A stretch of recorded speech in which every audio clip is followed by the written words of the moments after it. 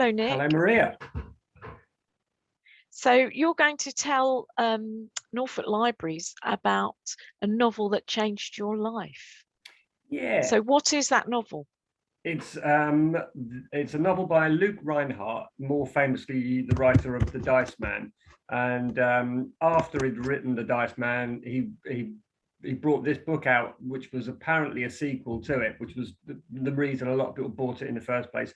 But it's got nothing to do with The Dice Man at all. But it is, what it does share is the kind of concept of a lot of stuff in your life is pure chance, and you can't control things. And there's no point really trying to control everything in your life. You've just got to go with some stuff.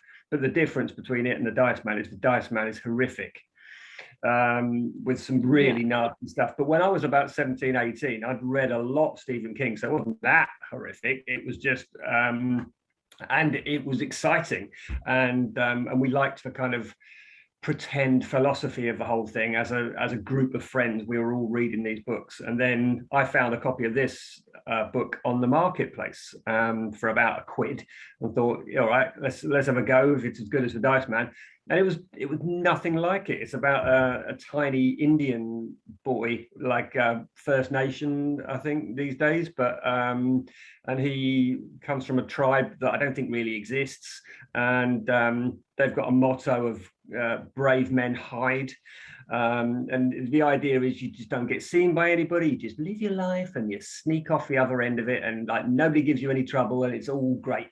But he gets found by some kind of people who live in the real world, and he goes to live with them, and they try and kind of they misunderstand what his kind of ethos on life is, and he keeps on being visited by one of the elders of his real tribe, who's talking to him about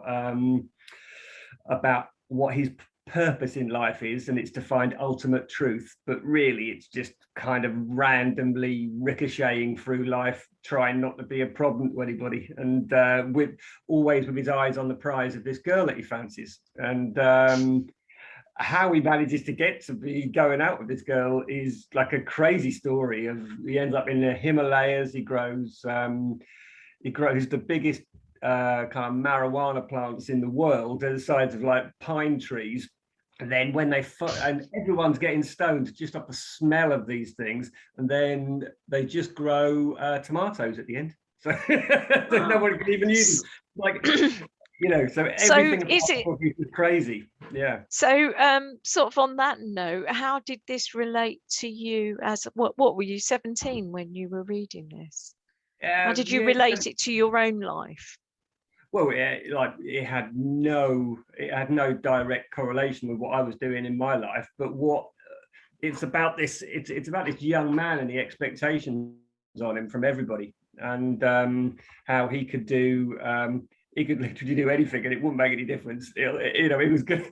Like, it was almost like there was a fate awaiting him, and he was just always going down that path. But that's not something that made me think, oh, okay, that's how it goes, and I can do anything and it won't matter because fate's going to take me there. But it just got me. It moved me away from the kind of the reading and the philosophies that I had at the time, which were very fixed. Like I was like staunch socialist, which I still am, but in a kind of different, perhaps more pragmatic way. I just got more involved in kind of philosophical books. So after that, I started reading books like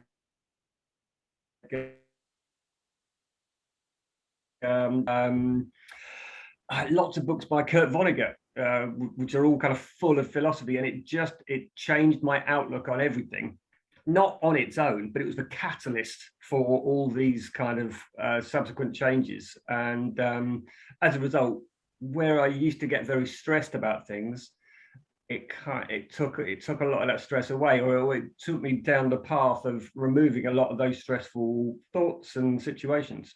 So, but just by thinking, I can't really affect that. You know, I can be as stressed as I want. It'll be exactly the same at the end of the day. It's external to me, you know. Thank you. That's brilliant. Thank you, Nick. It wasn't meant to be brilliant. It was just the truth. No, that's really interesting, and I'd like to thank you, and that's it. All right.